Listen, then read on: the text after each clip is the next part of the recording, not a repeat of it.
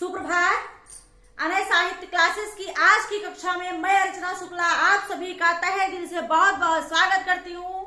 मैं अपने आज की कक्षा में आपको संधि की तीसरे कक्षा में लेकर चल रही हूँ। और पहले कक्षा में आपने संधि देखा, संधि के प्रकार देखा, और दूसरे कक्षा में मैंने आपको संधि में स्वर संधि के प्रकार में दीर्घ स्वर संधि मैंने पढ़ाया। और आज की कक्षा में हम आपको गुण स्वर संधि पढ़ाऊंगी। गुण स्वर संधि जो कि संधि के दूसरे प्रकार में आ रहा है। तो गुण स्वर संधि क्या है? संधि माने वर्णों का मेल, और वर्णों के मेल में गुण स्वर संधि को किस प्रकार से कैसे वर्ण आकर के कैसे उसका मेल किया जाता है, यही इसको समझने का प्रयास है। ये करेंगे चूंकि समझाने का, चूंकि संधि को डिफरेंस उसमें कुछ अंतर होता है, तभी उसके गुण और पहचान के आधार पर ही हम उसे बता सकते हैं ये फला है, फला संधि है, फला संधि है। जैसे किसी व्यक्ति की पहचान होती है वैसे संधियों की भी पहचान है। तो आइए देखते हैं कि गुण स्वर संधि क्या है।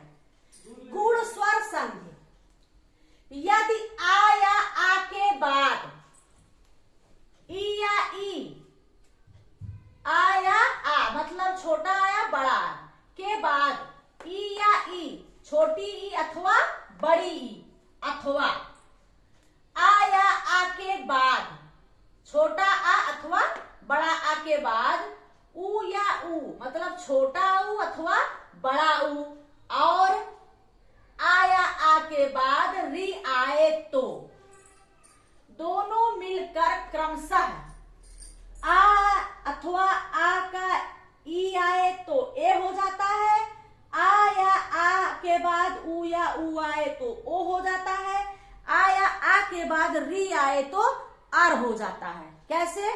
यदि आ या आ के बाद ई अथवा ई आए तो क्या हो जाएगा? ए हो जाएगा। आ अथवा आ के बाद ऊ अथवा ऊ आए तो ओ हो जाएगा। आ अथवा आ के बाद री आए तो अर हो जाएगा। ये गुण स्वर संधि की पहचान है। दीर्घ स्वर संधि में आपने देखा समान स्वर होते हैं, उसका दीर्घ होता है, इसमें समान नहीं रहेंगे।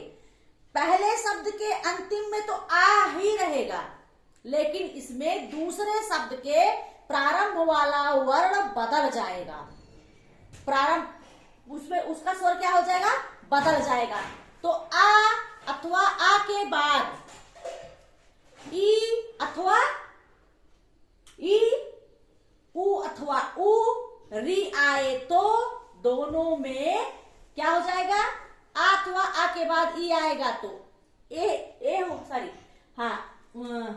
जाएगा, और आया आ के बाद ऊ आए तो ओ, और आया आ के बाद री आए तो अर हो जाएगा। चलिए इसको उदाहरण के द्वारा हम इसे समझाते हैं आप सभी को। जैसे आ प्लस ई बराबर ए, आ प्लस ई बराबर ए, आ प्लस ई बराबर ए, आ प्लस ऊ बराबर ओ, आ प्लस ऊ बराबर ओ, आ प्लस ऊ बराबर ओ, आ प्लस ऊ बराबर ओ, आ प्लस री बराबर अर, आ प्लस री बराबर अर। इसमें आप देख रहे हैं छोटा आ छोटी ई, छोटा आ बड़ी ई, बड़ा आ छोटी ई, छोटा आ छोटा ऊ, छोटा आ बड़ा ऊ, बड़ा आ छोटा ऊ, बड़ा आ बड़ा ऊ, आ री आ री। मतलब ये मत सोचिएगा कि मैम ये बताई थी कि छोटा, इसमें दीर्घ हो या ह्रस्व हो, क्रम ये होना चाहिए। आ के बाद ई आए चाहे वो ह्रस्व हो या दीर्घ हो, आ के बाद ऊ आए चाहे ह्रस्व हो या दीर्घ हो, आ के बाद री आए तो आ के बाद ई आएगा तो ए हो जाएगा, आ के बाद ऊ आए तो ओ हो जाएगा, और री के बाद अगर आ के बाद री आए तो अर हो जाएगा। देखते हैं जैसे रमाधन ईश, रमाधन ईश, इसमें माँ में भी क्या है? दीर्घ आ है, और प्लस में ईश में बड़ी ई इसमें भी है, तो क्या हो जाएगा? इसका हो जाएगा ए। तो रमाधन ईश का क्या हो जाएगा? इसका बराबर हो जाएगा रमेश। यहां रमाधन ईश में आ और ई का दोनों का मेल कर दिया गया, ए हो गया, तो रमा में माँ में क्या लग गया? ए और बन गया सी, सा रमेश हो गया। जैसे राका धन ईश का में भी दीर्घ है, प्लस ईस में भी दीर्घ है, दोनों का ए हो गया, तो रा का धन ईस का क्या हो जाएगा, राकेश। क्या हो जाएगा, राकेश। इस प्रकार से देवधन इंद्र, देवधन इंद्र, तो वा में क्या है, छोटा आ, ई में क्या है, छोटी ई, दोनों मिलाकर के क्या हो जाएगा, ए। मैंने बताया था चाहे दोनों हरस हो चाहे दोनों दीर्घ हो, लेकिन आ ई का क्रम होगा तभी ए होगा। तो क्या हो जाएगा, देवधन इंद्र का क्या हो जाएगा, देवेंद्र। क्या हो जाएगा, देवेंद्र। और इस प्रकार से देवधन ईश, देवधन ईश, देवधन ईश में आ धन ई क्या हो जाएगा, इसका भी हो जाएगा ए।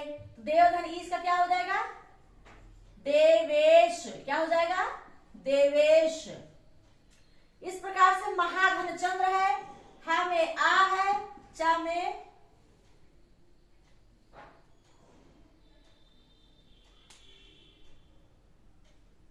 महाधन इंद्र है, महेंद्र, महाधन इंद्र है, सॉरी, महाधन इंद्र का होगा ई प्लस ई बराबर क्या हो जाएगा, ए। इसका क्या हो जाएगा, महेंद्र। क्या हो जाएगा, महेंद्र।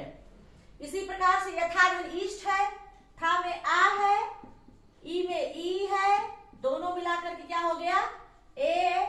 तो यथाधन ईष्ट का क्या हो जाएगा, यथेष्ट। क्या हो जाएगा, यथेष्ट। इसी प्रकार से गणधन ईस है, गणधन ईस, आ में क्या है, आ है, ईस में बड़ी ई है, दोनों मिलाकर के ए हो गया। इसका क्या हो जाएगा, गणधन ईस का गणेश। क्या हो जाएगा, गणेश। इसी क्रम में देवधन ऋषि है, तो देव में आ में क्या है, आ है, वा में, और ऋषि में क्या है, री है, इसका क्या हो जाएगा, आर हो जाएगा। क्या हो जाएगा, आर। तो देवधन ऋषि का क्या हो जाएगा, देवर्षि। क्या हो जाएगा, देवर्षि, आर लग गया इसका, ठीक है। आगे देखते हैं महाधन ऋषि, इसका क्या हो जाएगा, महा में हा में आ है, बड़ा आ, यहां पर री है, बराबर हो गया आर, तो महाधन ऋषि का हो जाएगा महर्षि। क्या हो जाएगा, महर्षि। थोड़ा सा और उदाहरण देख लेते हैं, जैसे परधन उपकार, यहां पर ओ के उदाहरण में, यहां पर में आ है और यहां पर उपकार में ऊ है, बराबर आ और ऊ आएगा, बताया गया है ओ हो जाएगा। तो परधन उपकार का क्या हो जाएगा, परोपकार। क्या हो जाएगा, परोपकार। यहां पर नरधन उत्तम है, तो नर में आ है, उत्तम में ऊ है, दोनों मिला करके हो जाएगा ओ। क्या हो जाएगा, आधन ऊ बराबर ओ, तो इसका क्या हो जाएगा, नरधन उत्तम का नरोत्तम। क्या हो जाएगा, नरोत्तम। इस प्रकार से ये ओ का उदाहरण है। सूर्य धन उदय, सूर्य में आ है, उदय में ऊ है, दोनों मिला के क्या हो गया, ओ। तो सूर्य धन उदय का क्या हो जाएगा, सूर्योदय। क्या हो जाएगा, सूर्योदय। देश धन उपकार का क्या हो जाएगा, देश में आ है, उपकार में ऊ है, दोनों हो जाएगा ओ। आ धन ऊ बराबर ओ, चाहे वो दीर्घ आ हो, चाहे हरस आ हो, चाहे दीर्घ ऊ हो, चाहे हरस ऊ हो, किसी भी कंडीशन में ओ होगा। तो देश धन उ, आ बराबर ऊ बराबर ओ, तो देश धन उपकार का क्या हो जाएगा, देशोपकार। देशोपकार, देश धन उपकार। जल धन ऊर्मी, जल धन ऊर्मी, यहां पर दीर्घ हो जाएगा, जैसे जल में आ है, ऊर में बड़ा ऊ है, दोनों मिला करके ओ हो गया। तो जल धन ऊर्मी का क्या होगा, जलोर्मी। क्या हो जाएगा, जलोर्मी।